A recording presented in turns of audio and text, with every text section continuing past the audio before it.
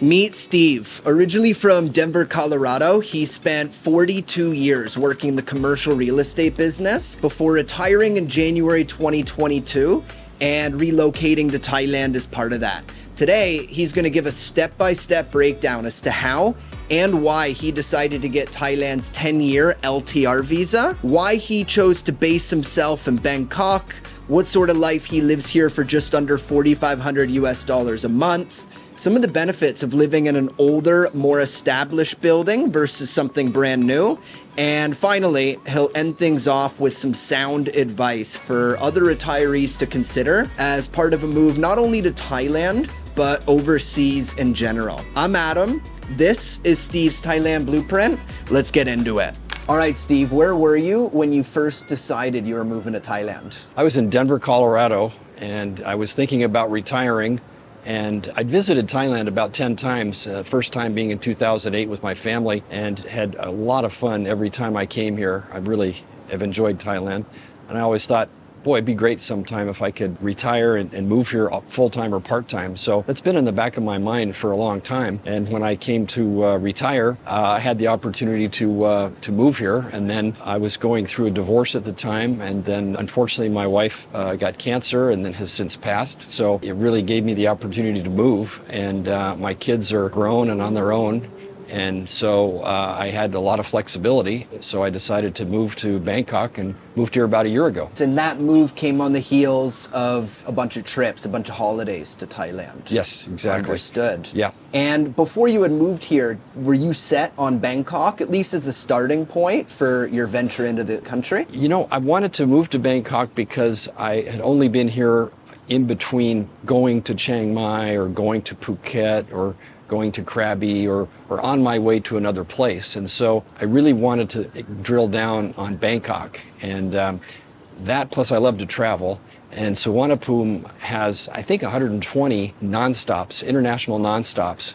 So you can get almost anywhere to Europe and Southeast Asia from Bangkok, so it's a great jumping off point for traveling. So in addition to being a world-class city and I want to explore it, it also offers a great transit hub. It's highly connected here. Now, I want to get into some of the technicalities. So you're here on the LTR Wealthy Pensioner Visa. For those of you that don't know, that's the pretty well-known 10-year visa that Thailand has on offer through a part of the government called the BOI, the Board of Investment. Right. So I just want to understand, A, why did you decide to go for that visa? And then B, what was kind of your thought process and then ultimately your decision-making matrix as to applying for that visa versus, you know, a standard non-immigrant O visa for retirement or any of the other visas on offer, an elite visa, things like this. I'm curious why you decided to go for the LTR. Well, I looked at the retirement visa, and the typical one is only good for a year, and then you have to renew, and you've also got to check in every 90 days, and that seemed like a hassle. And then I looked at the Thailand Elite Visa, and that's got a lot of great benefits, but it's really expensive, and it has since gone up in price significantly. So in talking with an expert in the immigration and visa world, he suggested the LTR visa. And then about that time, Chris Parker put out a video about the new LTR. It had just come out. And so I watched that video and was really kind of enthused about it and thought I'd be a really good fit for what I want to do. So I looked into it. I have an immigration attorney that helped me with drilling down and seeing what it was all about. And so I applied for it and eventually got it. Nice. Screw that Chris Parker guy. I don't know him. I have no idea who he is.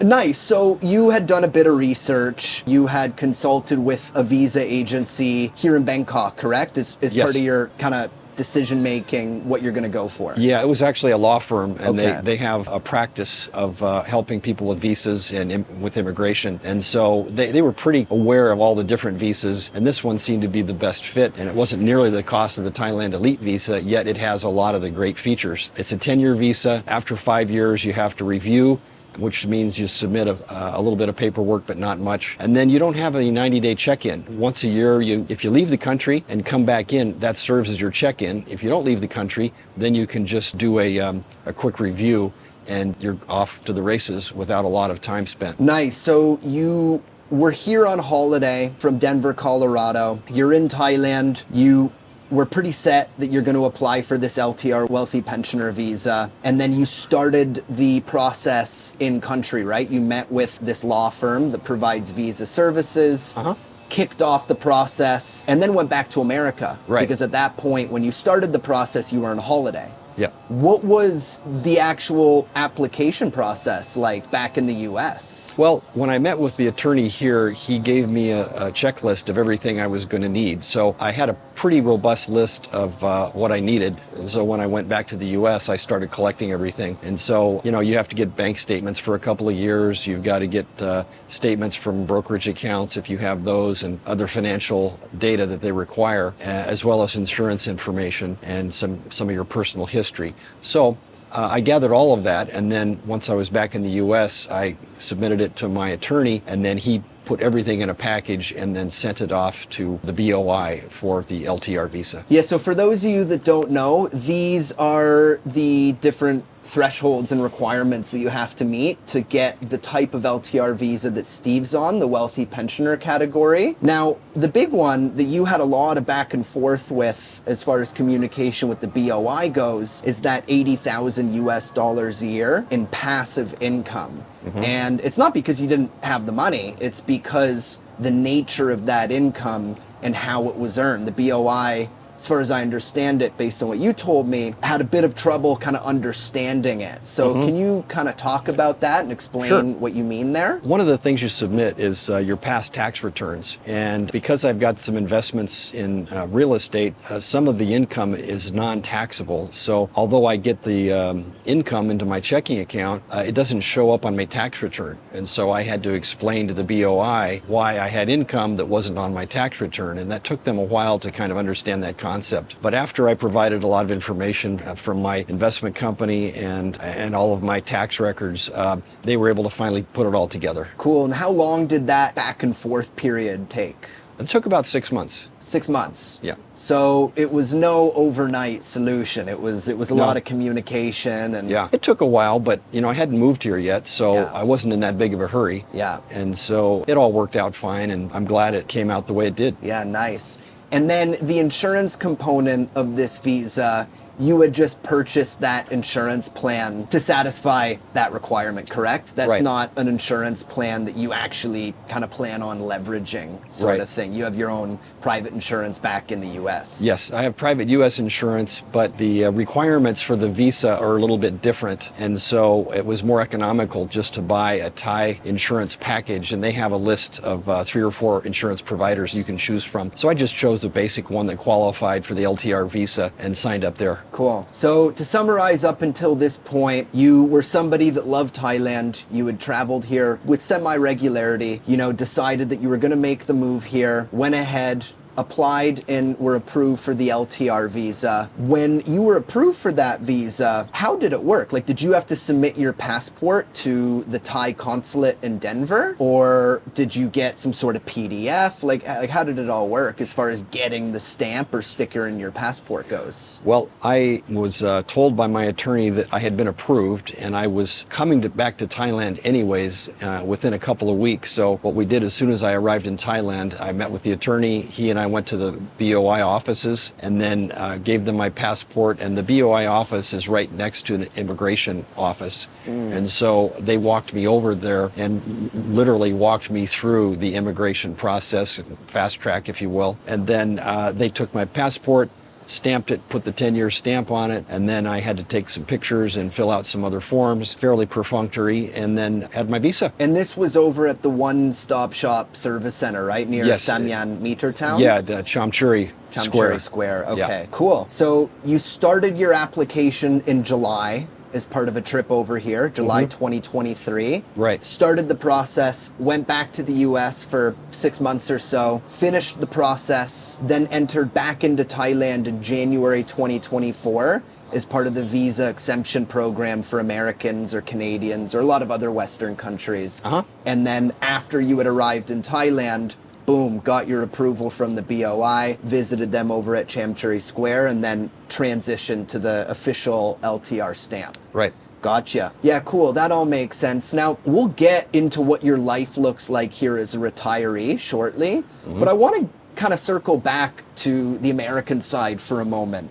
Before your move here, what was going through your head, man? Like, were you planning on kind of liquidating a bunch of the assets that you had accumulated in America? Or did you end up keeping your house, keeping bikes back there, cars? Did you put things into a storage unit? Like, how did you handle all of your stuff on the American side? Well, it was kind of a combination of all the above. I was going through a divorce at the time, and so I had moved out of my house, and as part of the divorce settlement, I gave the house to my wife, and then I had other assets that I kept, and then as far as a couple of cars and some furniture and some other things, I put them into a mini storage. And so I've got a second residence in Denver where I stay with my brother, and then I also have a storage unit that has a lot of stuff that I just keep in storage for the time being. Nice. So you still have things back in America that you go back to? Yeah, and I have a house visit. there that I share with my brother. Okay, cool. That makes sense. Now, I just want to talk about banking and bringing money into Thailand. So to preface, one of the major benefits with the LTR visa is that you're unaffected as far as foreign income taxes go for money that you remit into the country. That's a big draw for this visa, especially now with kind of this confusing new tax world for a lot of foreigners and a lot of expats over here, particularly retirees. Right. Now, this video is not about taxes, but I just want to ask you, have you had any experiences on that front as far as communication with the BOI goes with you being on an LTR visa? Like, have you brought money into Thailand, into a Thai bank account? If so, how do you do it? And then I guess you haven't been here long enough yet where you know what the ramifications are as far as filing a tax return goes with the BOI. Do you even have to do this? Like, how does that all work? I don't know about filing any returns. I don't believe I have to, because I've been understanding that the nature of my income is passive income. And when you have passive income with an LTR visa, you don't have to pay taxes on that income as long as you're paying taxes on it in your home country, which I do. Cool. And then the bank account that you had opened is Bangkok Bank? Yeah, I opened up an account at Bangkok Bank. Once I got my visa, then I could open up the bank account. It's very hard to open up a bank account without a visa. Yeah. So I opened that up, and then I linked that with my US bank, and then I can transfer funds back and forth as I need them for living expenses. And then how do you transfer those funds? Do you do a wire transfer from your American bank? Do you use a software like TransferWise or D-Money or something like this? I do. I use Wise Transfer to go from my US bank to my Thai bank. And it's really convenient. You can do it with an app on your phone, and the fees are minimal. And it's fairly instantaneous. Unless it's a really big transfer, it generally transfers in a matter of seconds. And are you bringing in cash once a month, once a quarter, just when you need it? Like, how does that, what is your schedule Once a month, like? unless I need something in between, but generally once a month. Nice. So with all the technicalities out of the way and kind of fully discussed at this point as far as your visa setup goes, which is, you know, the meat and potatoes of what we're doing this video for. Curious, like, what was it like getting your Thailand starter kit in order? So think condo rental, think getting wheels, transportation, getting phone and internet set up, like all these necessities. Was that all right for you? Was it easy? How did you go about it? It wasn't too bad. Fortunately, in Bangkok, there's a lot of vendors that speak English. You know, I live near Terminal 21, and so I went there to get my internet and for phone. I ended up renting a condo for 1 month as part of a hotel to kind of decide where I wanted to live. Like a serviced hotel apartment almost. Exactly. And do you remember the name of that? Yeah, Adelphi Suites. Adelphi Suites. And would you recommend that? Yeah, it was great. It's a nice hotel, and they have a nice restaurant in the first level, and it's close to the Nana BTS station, which is very convenient. And so I stayed there for the first month and looked all over Sukhumvit, Saton, Ari, and different neighborhoods, and I kept coming back to this area and liked it a lot. Then I discovered Benchikiti Park, which is right here, and I love to ride my bike and walk in the park and get exercise. And being on this side of Sukhumvit, you're very close and accessible to the park. So it really has been a great fit for me. So I ended up renting a condo not far from the Adelphi Suites, and so I've been here ever since. That's where we are right now. Yep. Cool. And you opted to go for a unit in an older building, but an older building that's very well maintained, great juristic office. And the benefit of that is you get big unit sizes. So your Yeah. unit is how big? 115 square meters, correct? Yeah, exactly. Nice. And Yeah. you love living here? I do. The other good thing about older buildings is generally the construction quality is quite good. You know, the walls are thick, the ceilings and floors are thick. You don't really hear your neighbors, and it's a solid building. You don't have to worry about any structural issues and sound attenuation problems. And how did you go about finding this condo? I walked up and down the soy and just talked to building managers and juristic offices. And then I also looked online a little bit and eventually found this one. But I did rent one other condo halfway up the soy for the first year. And then I always wanted to get closer to the park. And so when that came up a year ago, I was able to move here about a month ago. Nice. But you didn't work with a real estate agent as far as finding this goes? No. Just found it on your own? Yeah, actually, I was a property broker in the U.S., and so I understand how the business works. I kind of know what I'm looking for, and so I was able to kind of search on my own. And I wanted to be close to the park, and there aren't that many options this close to the park, so it was kind of an easy search. Yeah, it sounds similar to how I found my current place, man. It's funny, like, you know, I did 3 years in kind of the small but sexy condo building, you could say, with the infinity pools and the nice gyms, which they're fine, but the units, man, they're tiny. They're like 35, 40, 45 square meters, no good. Yeah. So after 3 years of that, I got tired.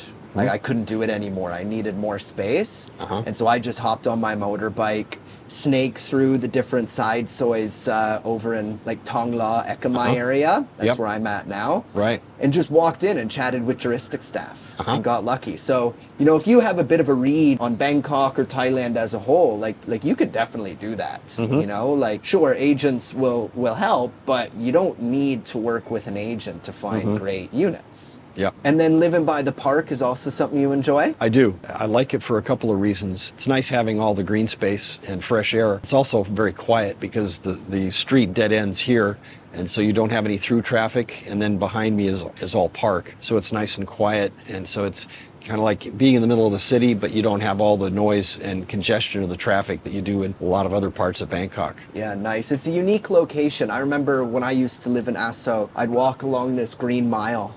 And I'd always look up at this exact building and think, I wonder what it's like in there. Yeah. I'd also used to wonder, would the units stink because of the clong smell? But you were saying you're high enough where you don't get that. Yeah, I think if you're more than a couple of floors off the ground, that's not an issue. Yeah. And there's also no mosquitoes or bugs when you get higher up also. And then this pathway connector goes all the way to Lumpini Park. So I can walk or ride my bike over there and have access to another beautiful park. So you kind of get two beautiful parks right in this location, which is incredible. Yeah, that's nice. Do you ever have dinner out on this balcony? I do. Yeah? I have breakfast here regularly, and then it's a little hot in the mornings when the sun comes up, so I have a little umbrella shade here. But in the evenings, the sun's on the other side of the building, so the evenings are nice and cool and pretty comfortable for Bangkok. Nice. And then what's life like on the other side, man? Like, you did something that a lot of people want to do, which is move out of America or Canada, Australia, Europe, whatever, and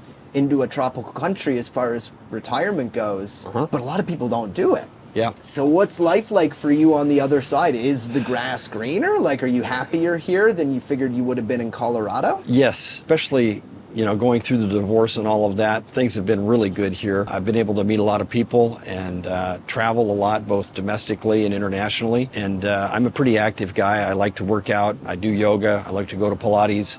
I like to play pickleball, and I've got other activities that I do with friends. So I'm busy, and then you combine the busy being here in Bangkok plus traveling. I've been lucky enough to go to some great spots like Koh Lipe and to Koh Lanta, Koh Kradan, Krabi, Koh Phi Phi, Phuket, Khao Lak. Some really great places for diving and snorkeling. I've been up to Chiang Mai and some other places up north. I've been to Laos, Cambodia, Vietnam. I've also been to Malaysia, Singapore, and last spring I went to Korea. So I've been able to do exactly what I wanted, which is some international travel, sprinkled in with a lot of local domestic travel. All with a home base here in Bangkok. Yep, easy to do. It's a good setup. It's great. It's a good setup. And plus, Bangkok is a really interesting city. It's world class. I've been to most major capitals in Europe and around the world, and Bangkok has everything you want in a big city, including some incredibly creative architecture. I love commercial real estate. I've been involved in that my whole career, and just looking at the skyline is amazing. And Bangkok has a ton of little tiny neighborhoods that are really unique and quiet and quaint, and I could spend probably 10 years exploring Bangkok and not see everything. So one of my best buddies here is this Thai guy named Watt. Great dude. I met him when I first arrived three and a half years ago. He's become one of my best friends, and he calls Bangkok the city of mystery because it would take multiple lifetimes to truly explore every little side soy and nook and cranny. And then after you did it, after a few lifetimes, you'd circle back and it would have changed 10 times over. You know, Yeah. it's like, Yeah. and Bangkok is like, it's almost like a different city as well, depending on the time of day you're at. You know, like Yeah. the same area might change 3 or 4 times in a single, 24-hour period. Yeah. From a morning market to, like an afternoon kind of beer garden to then a night market. Like it's really interesting. There's a lot happening here. Yep. And it varies from neighborhood to neighborhood. They're not all the same. In the US, you have a lot of kind of cookie cutter subdivisions where things are very similar and kind of homogeneous. Here, everything's different, and I like the difference. Yeah, me too. All right, so now that we have a pretty good ideas to what your life looks like here, your motivations for being in Thailand, I'm curious about your cost of living. So I have everything right here that you've very kindly shared with me. So your rent, 65,000 baht a month, and that gets you a pretty awesome 115 square meter condo in the heart of Bangkok. Great views next to the park. You're happy here, correct? Yep, I am. Do you figure you'll use this as kind of a home base for the next few years to come? That's my plan. Nice.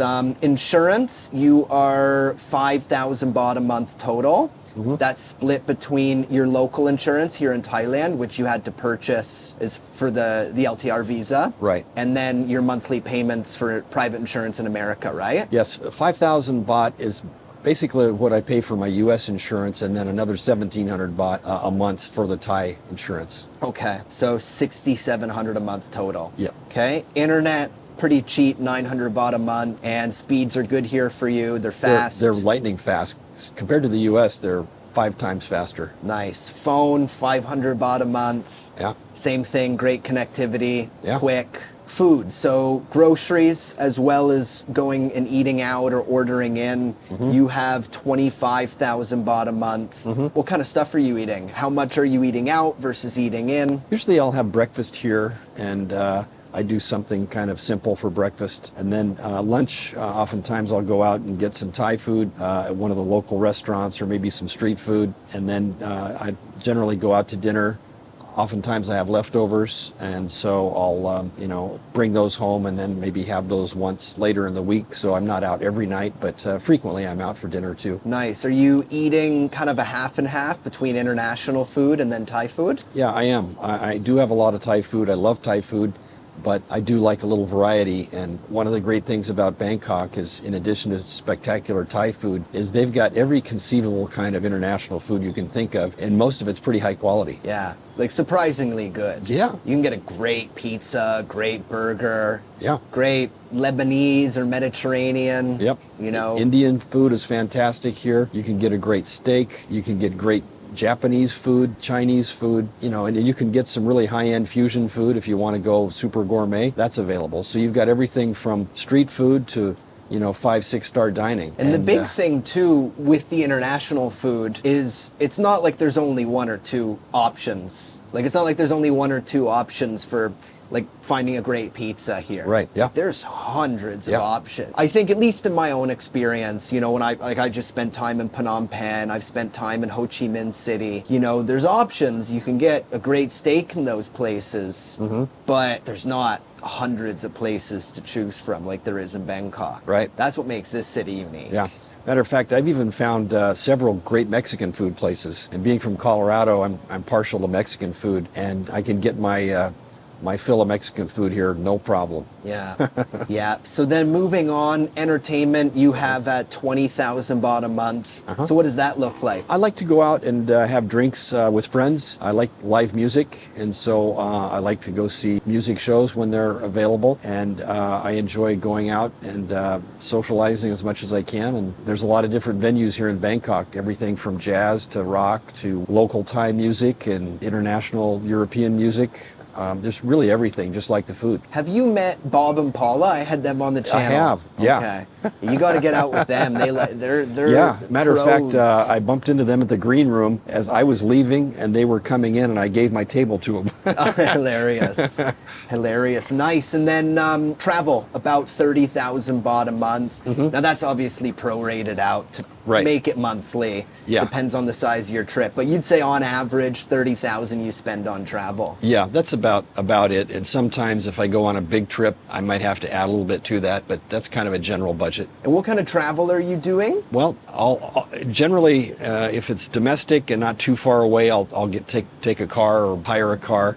I do have a scooter that I bought here not too long ago, so I can travel within Bangkok pretty easily myself. And I also use the BTS and the MRT all the time. But if it's very far domestically, I'll just take a quick flight from Suvarnabhumi, or if it's internationally, you just take another flight from Suvarnabhumi to Vietnam or Cambodia or Malaysia. And do you figure you're getting out of the city once a month, maybe?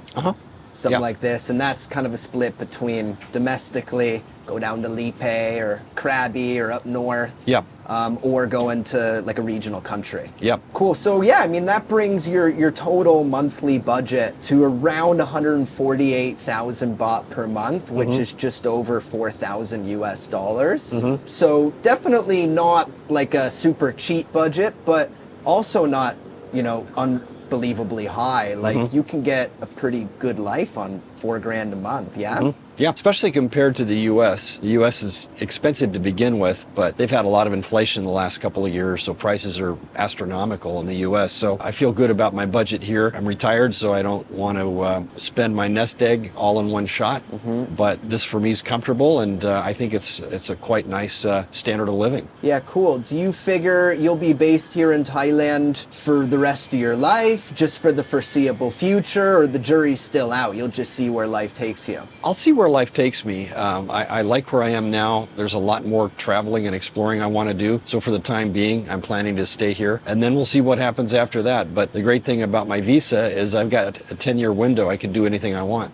including leaving and coming back as many times as I want. Is there anything you dislike about your life over here, or Thailand in general? Yeah, there are a few dislikes, but there's a lot of likes. For sure. And so, the Thai people are genuinely friendly and helpful. I dropped my phone once in a rainstorm and came back to my condo. I couldn't find it. And so frantically, I run back up and down the street. I can't find it. So I'm panicking, wondering where my phone is. And I see a staff come out of the 7-Eleven, and he had two phones. And I said, did you find that phone? He said, no, we just found a phone, but it's inside. Come on in. So I go into the store, and sure enough, they had my phone, and somebody had seen my phone on the pavement, picked it up, figured I'd probably bring it to 7-Eleven, and so I went in there, retrieved it, and staff couldn't have been more friendly. So that happens regularly, and so Thailand has great people, and in addition to that, the architecture, the history, the Buddhist culture, the geography. There's so many great things going on in Thailand that there's a lot of things to like about Thailand. But there are a few frustrations and dislikes, if you will. It's a little frustrating when you want to go buy, say, a bottle of wine or some beer or something like that, and you go to the store at 3 p.m. and you can't buy it.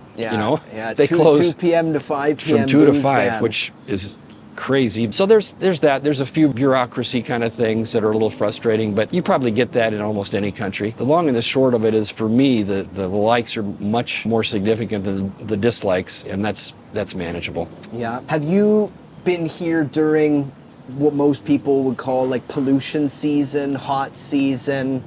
Is that an issue for you, especially as somebody that's in their retirement years, or no? You can handle it? I didn't have a problem with the pollution. I know some people do have problems. I never smoked and my lungs are really clear. I never had any issues with any pollution. Now, that said, I wouldn't go up to Chiang Mai during burning season, you know, probably February, March, April, probably stay away from that. But no, that hasn't been an issue. And the heat, you know, it's hot, but you just have to get used to it. And you can manage that, especially if you get up early and enjoy the cool mornings. And then when it's hot in the afternoons, do things inside. And then it cools off in the evenings, go back outside. So you can work around that. Yeah, I think that's why a lot of like Thai people get up at 4:30 in the morning. Yeah. You know, do all their shopping for the day, prepare their meals for the day. Yep. You know, I've noticed that. Like some of the busiest moments in Bangkok are like 5:30. Yeah. You know, which is kind of interesting. Do you have any final advice or words of wisdom for somebody just like yourself that might be considering a life not only in Thailand, but overseas in general as part of a larger retirement plan? Sure. I'd say do a lot of research and maybe pick 3, 4, or 5 destinations that you really like, and then visit each one for at least a month or two and live there, and preferably live in more of a condo setting than, say, a hotel, and get a feel for what, you know, everyday life is like. And then after that, maybe narrow it down and pick a finalist and then live there for 6 months before you jump into a long-term lease or buy anything. I think you should hold off on buying anything for maybe a year or two after you actually make a move. So that would be my suggestion. Very sound advice. Nice. All right, man. Well, thank you for doing this. I really appreciate it. I think there was a lot of good information. You offered a ton of value in this video, especially to people that are kind of in similar positions to yourself. So appreciate it. We'll see you around at the park, man. Sounds good. Cheers. See you, Adam. Yeah. All right. So there you have it. Steve's Thailand blueprint. If you're interested in relocating over here the right way, just click up there and check out the free 8-part email series I did. Everything in there is referenced back to its official source, so you know what you're reading and where it comes from. And if you want to see how my friend Brenna lives here in Bangkok, just click right up there. Cheers.